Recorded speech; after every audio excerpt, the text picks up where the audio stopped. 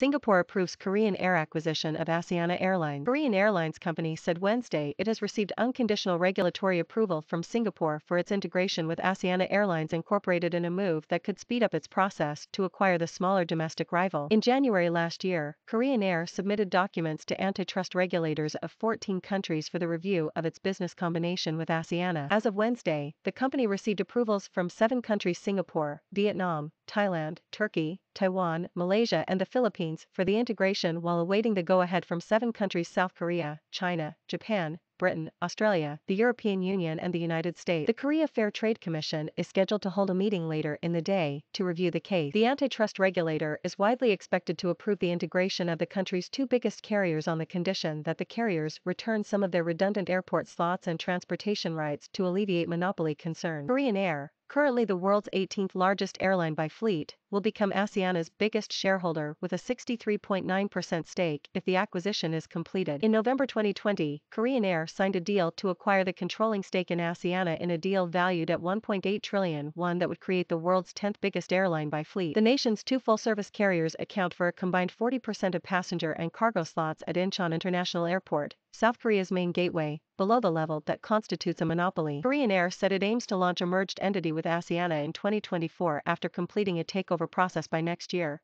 vowing to streamline their routes and reduce maintenance costs. The 2 airlines have suspended most of their flights on international routes since March 2020, as countries have strengthened their entry restrictions to stem the spread of the COVID-19 pandemic.